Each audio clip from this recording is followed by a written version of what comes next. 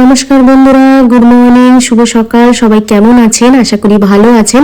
আজকের ঘরকন্যা পেজে আপনাদের সকলকে স্বাগত জানাই। দেখতেই পাচ্ছ তোমরা, আমি রেডি হয়ে নিয়েছি সাজুগুজু করে, কেননা আজকে একটু বেরোবো। এখন বাজে সকাল 6টা, তো একদম ভোরবেলা, শীতের বেলায় সকাল 6টা মানে অনেকটাই সকাল। তো রেডি হয়ে ব্যাগ গুছিয়ে এবার চলে যাব হচ্ছে ঘুরতে। যাব হচ্ছে অনেকটা দূরেই যাব, আর দুজনে যাব, তোমাদের দাদা আর আমি বাইকে করে যাব। সেই জন্য একটু টুকিটাকি ব্যাগের মধ্যে জিনিসপত্র নিয়ে নিলাম, যেমন জল, একটু বিস্কিট, একটু নানা রকম খাবার, এসব নিয়ে এবার বাইকে করে রওনা দিয়ে দিচ্ছি। দেখতেই পাচ্ছ রওনা দিয়ে দিয়েছি অলরেডি। আর এত ঠান্ডা হাওয়া দিচ্ছে যে আমি কাঁচ নামাতেই পাচ্ছি না, মানে তুলতে পারছি না হেলমেটে। তো ভালোভাবে জ্যাকেট পরে নিয়ে এখন দুজনে রওনা দিয়ে দিয়েছি হচ্ছে টাকির উদ্দেশ্যে। হ্যাঁ, আজকে আমরা যাচ্ছি টাকিতে। আর এটা কিন্তু অনেকটা রাস্তা, অনেকটা লং ড্রাইভ। তো চলো দেখতে থাকো, আর ওখানে দেখাবো আমরা কি কি ঘুরলাম।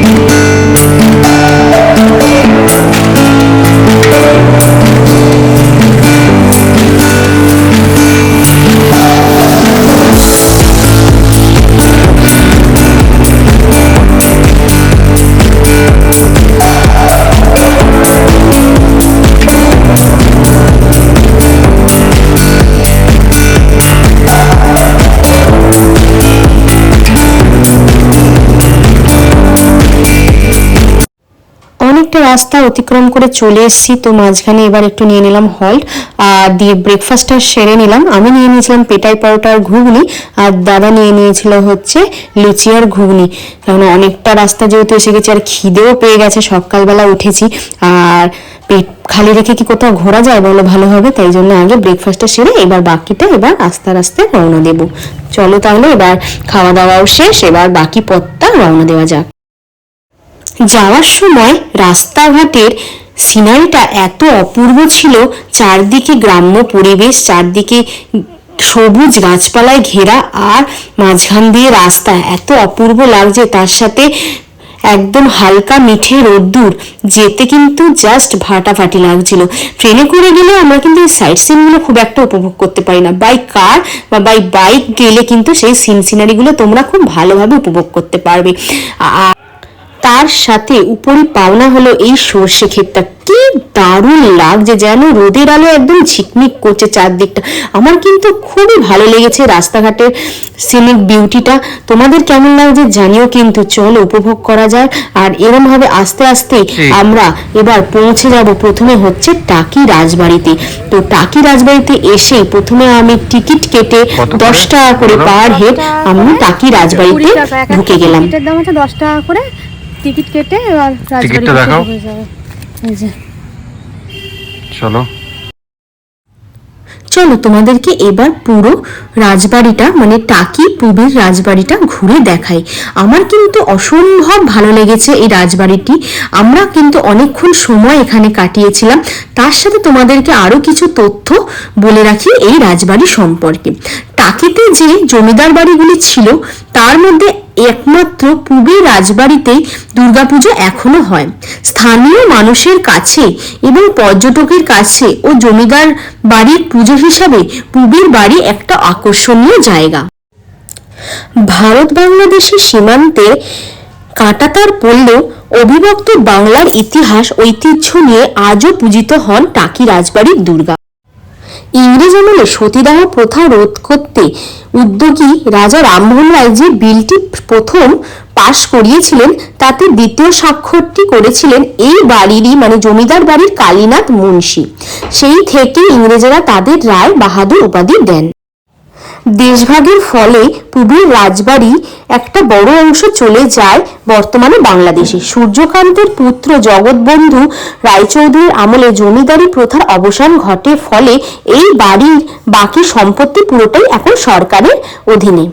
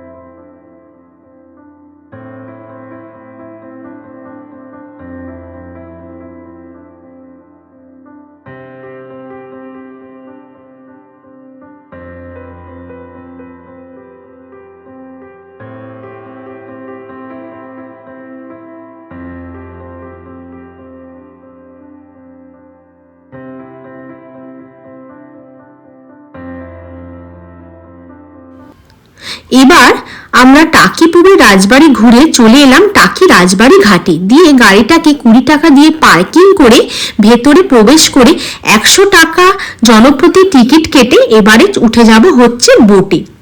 এই বোটের সাহায্যে তোমরা পুরো ইছামতি নদীটাকে ভ্রমণ করতে পারবে। দেখতে কিন্তু ভীষণ ভালো লাগবে। তার সাথে ওনারা আরো কিছু স্পট তোমাদেরকে ঘুরে দেখাবে। আর একটা কথা বলে রাখি, 10 জন মতো যাত্রী বুক না হলে ওরা কিন্তু বোট ছাড়ে না। 100 টাকা দিয়ে টিকিট কেটে তোমরা 1 ঘন্টা মতো এই বোটিং এ ঘুরতে পারো। 1 ঘন্টা বাদে ওরা আবার তোমাদেরকে এই পাড়ে এনে নামিয়ে দেবে।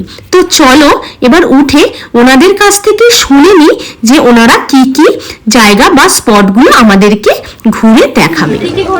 তিন নদীর মোহনা, মাঝরাঙ্গা দ্বীপ, বাংলাদেশের টিয়া পাতার জঙ্গল, এখন না বাবা বিএসএফ ক্যাম্প, ওটা বাংলা খারাপ হয়ে গেছে এইগুলো ঘোরাবে। এখন আমরা বোটে উঠে বসে পড়লাম আর আমাদের বোটও ছেড়ে দিয়েছে।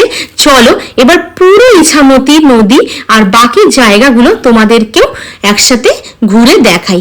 তোমাদের ভীষণ ভালো লাগবে জায়গাটা, তোমরা জাস্ট এনজয় করতে থাকো।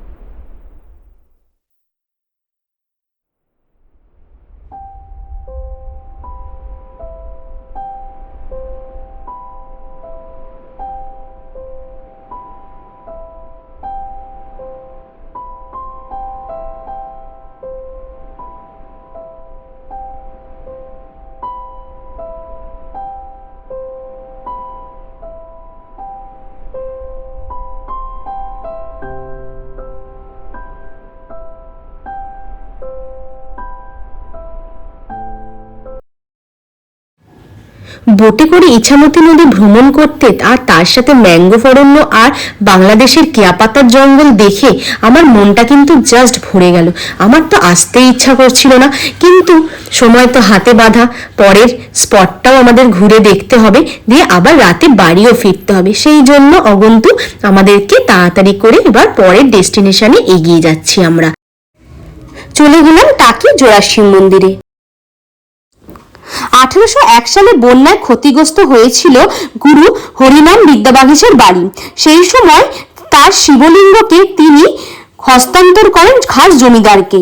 সেই জন্য খাস জমিদার মশাই এখানে জোড়া শিব মন্দিরটি প্রতিষ্ঠিত করেছিলেন।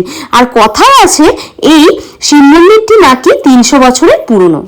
মন্দিরটা চলো তোমাদেরকে পুরোটা ঘুরে দেখিয়ে দিই একবার। গ্রামের মধ্যে অবস্থিত এই জোড়া শিব মন্দিরটি দেখতে কিন্তু অপূর্ব সুন্দর। দুটো মন্দিরই একই আদলে বানানো বলে দেখে মনে হচ্ছে যেন পাশাপাশি দুটো যমজ ভাই বসে রয়েছে। আর পুরো জায়গাটায় মানে শিব মন্দিরের সামনেই রয়েছে একটা বাঁধানো স্নানের ঘাট। দেখতে অপূর্ব সুন্দর জায়গাটি। আর এই স্নানের ঘাটের সামনে আমি একটুখানি বসে জিরিয়েও নিলাম। নিরিবিলি শান্ত পরিবেশটা ছেড়ে আমার তো যেতে ইচ্ছাই করছে না, মনে হচ্ছিল যেন ওই বসেই থাকি। কিন্তু হাতে তো সময় বাঁধা, বললামই আবার আর একটা জায়গায় যেতে হবে।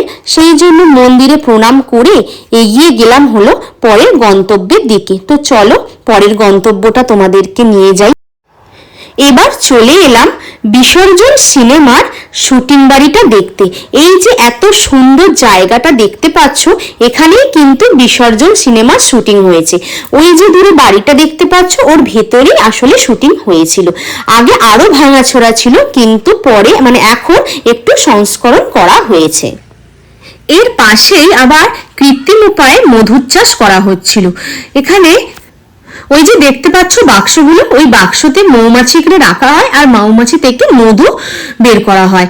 আর এক বাক্স থেকে আরেক বাক্সে মৌমাছি কিন্তু যায় না, যে যার যেটা বাসা তারা কিন্তু সেখানেই থাকে।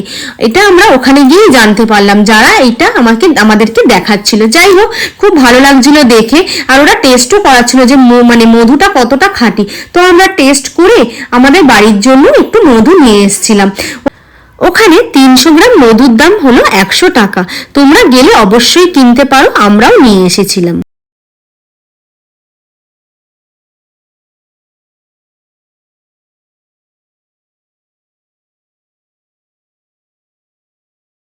মধু কিনে নিয়ে এবার আমরা চলে গেলাম হচ্ছে মালদ্বীপ রিসর্ট পার্কে। এটা একটা পার্কের মতো, তোমরা যারা পার্ক পছন্দ করো তারা যেতে পারো, কিন্তু আমরা দেখলাম যে আর পার্কের ভেতর সেরকম কিছু নেই। সেই জন্য আমরা চলে গেলাম হলো গোলপাতার জঙ্গলে। গোলপাতার জঙ্গলকে এখানে মিনি সুন্দরবনও বলা যায়। এটা দেখতে কিন্তু মানে ভেতরে বিউটিটা কিন্তু অপূর্ব সুন্দর। আর এখানে ঢুকতে গেলে তোমাদেরকে একটা করে আইডি কার্ড জমা রেখে ঢুকতে হবে, নয় ভোটার কার্ড নয় আধার কার্ড। তারপর 10 টাকা রিক্সা ভ্যানে করে তোমাদেরকে মিনি সুন্দরবন পৌঁছাতে হবে। যদি কেউ 10 মিনিট হাঁটতে চাও মানে ট্রেকিং করতে চাও তাও কিন্তু তোমরা করতে পারো, কিন্তু আমরা আর হাঁটিনি, আমরা রিক্সা ভ্যান করে নিয়েছিলাম। অ্যাট লাস্ট পৌঁছে গেলাম হচ্ছে মিনি সুন্দরবনের ভেতর। ও হ্যাঁ, রিক্সা করে যাওয়ার পর তোমাদের ঢোকার জন্য আরো 10 টাকা করে কিন্তু টিকিট কেটে ভেতরে ঢুকতে হবে। দিয়ে কাঠের ব্রিজ দিয়ে ভেতরের দিকে যেতে হবে, কেননা নিচে ওখানে নামা নিষিদ্ধ। নিচে যেহেতু ঘন জঙ্গল, সেই জন্য সরকার থেকে ওখানে নিচে নামতে দেয় না। আর সামনে অনেক ধরনের জিনিসপত্র বাচ্চাদের জন্য বসেছিল, মানে খেলনা, তারপরে খেজুরের রস, এই সবগুলো তোমরা ওখানে গিয়ে খেয়ে দেখতে পাও। এখানে দুদিকে যাওয়ার জায়গা আছে, একটা হচ্ছে টাওয়ার সাইডে যেতে হবে, একটা হচ্ছে রিভার সাইডে যেতে হবে। টাওয়ার সাইডে যেতে গেলে তোমাদের পড়বে হচ্ছে নানা রকম গাছের সমাহার, সুন্দরী, গরান, গেওয়া, ম্যানগ্রোভ, আর পাবে হচ্ছে গোলপাতা। যেহেতু এখানে গোলপাতা মিন্স হচ্ছে গাছগুলো গোল আকার করে রয়েছে, সেই জন্য নাকি এই মিনি সুন্দরবনকে গোলপাতার জঙ্গলও বলা হয়। এখন আমরা কাঠের মানে সাঁকো দিয়ে ভেতরের দিকে এগিয়ে যাচ্ছি। অপূর্ব সুন্দর কিন্তু দৃশ্যটা, যেতে কিন্তু বেশ ভালো লাগছিল। নানা রকম পাখির ডাকও কিন্তু এখানে শোনা যাচ্ছে। এই নিচে এই যে দেখতে পাচ্ছ গোলপাতা লেখা আছে, প্রত্যেকটা গাছের কাছে কিন্তু নামগুলো লেখা আছে, তাই গাছ মানে কোনটা কোন গাছ বুঝতে কারোর অসুবিধা হবে না। এই যে আমরা যেহেতু সাঁকোর ওপর দিয়ে যাচ্ছি, নিচে কিন্তু এখানে নামা যায় না, এটা পুরো রেস্ট্রিক্টেড এরিয়া। এবার আমরা আস্তে আস্তে উঠে যাব হচ্ছে টাওয়ারের উপর। টাওয়ারের উপর উঠলে দেখা যায় পুরো জঙ্গলের রেঞ্জটা আর নদীর সামান্য পাটটুকু। এবার আমি যখন আগে আগে এগিয়ে যাচ্ছি দেখতে পাবে একদিকে লেখা আছে হচ্ছে টাওয়ার সাইড, একদিকে আছে রিভার সাইড। তো আমরা এখন টাওয়ার সাইডের দিকে চলে যাচ্ছি। তো এবার তোমরা পুরো ভিডিওটা তোমাদেরকে ভালোভাবে দেখিয়ে দিই, চলো।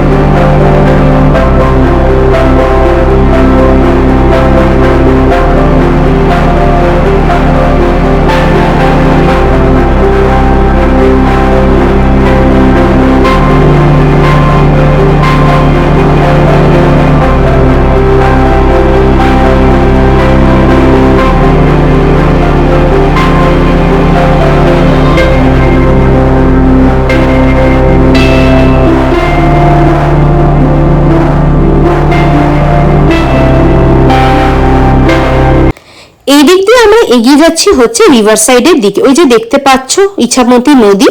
এবার এই নদীর ওপারেই রয়েছে হচ্ছে বাংলাদেশের বর্ডার।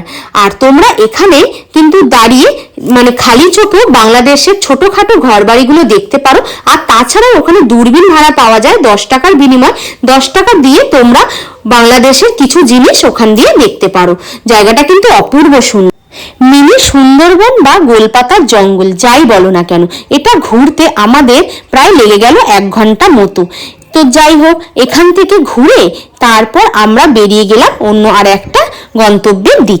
এরপর আমরা চলে গেলাম হলো শঙ্কর রায়চৌধুরীর বাড়ি, যিনি ভারতীয় সেনাবাহিনীর একজন জেনারেল ছিলেন আর 1965 এবং 1971 সালের ভারত ও পাকিস্তানের যুদ্ধের কর্মকর্তা হিসাবে নিযুক্ত ছিলেন। তো চলো এবার পুরোটা তোমাদেরকে ঘুরিয়ে দেখাই ওনার বাড়িটি। এখানে কিন্তু এখনো পর্যন্ত দুর্গাপুজো পালন হয়। সামনে এখানে বলি দেওয়ার জায়গা আর দূরে হচ্ছে দালান মন্দির, আর এর পেছনে রয়েছে তুলসী মঞ্চ।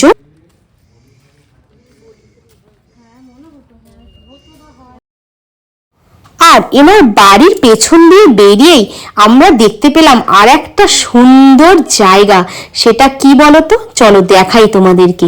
ওই যে বাড়িটা দেখতে পাচ্ছ, ওইখানে শুটিং হয়েছিল গয়নার বাক্সের সিনেমাটি। ওই পুরো বাড়িটাতেই হয়েছিল হচ্ছে গয়নার বাক্সের সিনেমার শুটিং। এখন ওর বাড়িটার ভেতরে ঢুকতে দেওয়া হয় না, বাড়িতে গেট বন্ধ আছে বাইরে থেকে, ওই জন্য আমরা দেখেছিলাম এই পুরো বাড়িটি। এই পুরো বাড়িটি দেখে দিনের বেলাতেই যা গা ছমছম ভাব লাগছিল, রাতের বেলা আসলে কিরকম লাগবে ভাবো জাস্ট তোমরা।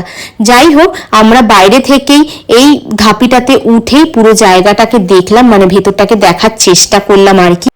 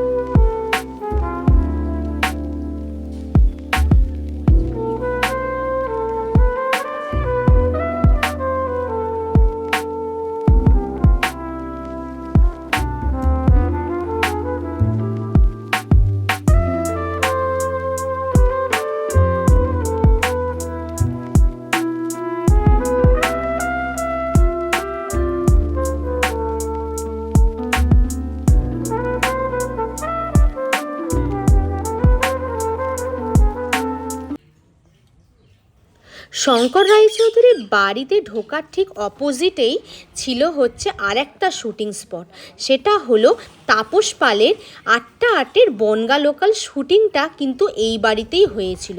পুরো বাড়িটা জুড়েই কিন্তু শুটিং করা হয়েছিল। এই পুরো বাড়িগুলো যদি সরকার আরেকটু ভালোভাবে নিয়ন্ত্রণ করে তাহলে আরও বেশি দিন টিকবে বলে আমার মনে হয়। এরপর ঘোষবাড়ির পুজো বাড়িতে যাওয়ার পথে পড়েছিল আমাদের এই সুন্দর পোড়ো বাড়িটি। কি সুন্দর লাগছে, আমার কিন্তু পোড়ো বাড়ির প্রতি একটা আলাদাই আকর্ষণ রয়েছে। যাই হোক, তারপরে যাওয়ার পথে পড়েছিল হচ্ছে ব্রিটিশদের একটা নলকূপ, কিন্তু সেটা এখন ভাঙাচোরার কারণে আমরা কিছু দেখতে পারিনি। তারপর আই লাভ টাকির সামনে দিয়ে পৌঁছে গেলাম ঘোষবাবুর পুজো দালান বাড়িতে। এটাও কিন্তু বহু বছরের পুরনো একটা পুজো দালান বাড়ি, এখন অনেকটাই ভেঙে চুরে গেছে। আর ঢোকার সময় 10 টাকা দিয়ে এন্ট্রি ফিস দিয়ে এই পুজো বাড়িটাতে ঢুকতে হয়। চলো তাহলে পুরোটা তোমরা দেখে নাও এক ঝলক, আশা করি তোমাদের খুব ভালো লাগবে। আমার কিন্তু অসম্ভব সুন্দর লেগেছে এই পুজো দালান বাড়িটি।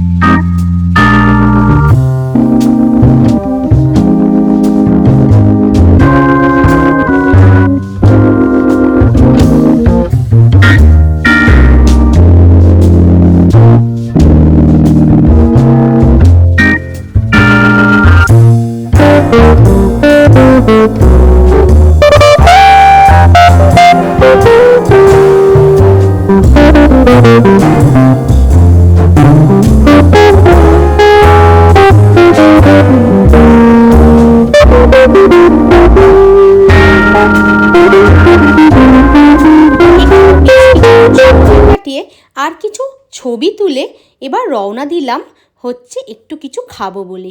খাওয়া দাওয়া কমপ্লিট করে তারপর রওনা দিলাম বাড়ির দিকে, কেননা লক্ষ্য ছিল সন্ধ্যের আগে মানে রাতের আগে বাড়ি ঢোকা। সেই জন্য আর দেরি না করে এবার আমরা আস্তে আস্তে বেরিয়ে পড়লাম। তাহলে চলো এবার বাড়ির দিকে যাওয়া যাক।